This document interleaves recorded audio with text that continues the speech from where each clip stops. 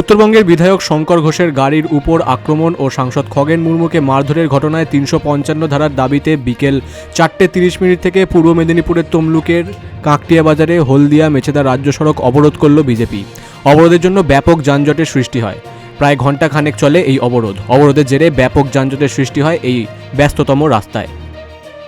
কেন্দ্র সরকারের ত্রাণের বার্তা নিয়ে যখন মানুষের কাছে যাচ্ছিলেন, তখন উত্তরবঙ্গের নাগরাকাটা এলাকায় তৃণমূলের হারমাদ বাহিনীরা, যারা একটি বিশেষ সম্প্রদায়ের মানুষ হিসাবে অবস্থান করছিলেন, তারা আমাদের মাননীয় সাংসদ মহোদয়ের মাথায় পাথর ছুঁড়ে যেভাবে তাকে গ্রিভিয়াস ইনজোর্ড করেছেন, যেভাবে রক্তাক্ত করেছেন, এখন তার প্রাণ যায় অবস্থা।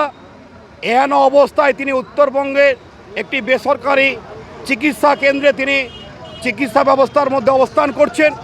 সঙ্গে আমাদের বিধায়ক মহাশয়কে শারীরিকভাবে নিগ্রহ করা হয়েছে। উভয়ের গাড়ি এমনভাবে ভাঙচুর করা হয়েছে যাকে ব্যবহার করার অনুপযুক্ত হিসেবে অবস্থান করছেন। সেখানে আমাদের রাজ্যের মুখ্যমন্ত্রী কোনো অনুতপ্ত বোধ না করে সেখানে গিয়ে যেভাবে তিনি বেহালাপনার মতো করে যেভাবে তিনি স্টেটমেন্ট দিচ্ছেন, তাতে আমরা সকলে অভিভূত।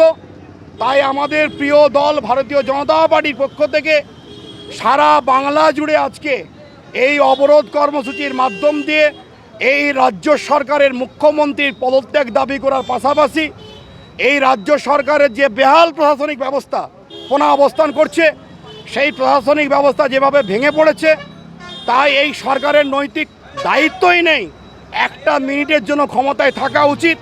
পূর্ব মেদিনীপুর থেকে প্রসূন ব্যানার্জির রিপোর্ট, বিগ নিউজ বাংলা।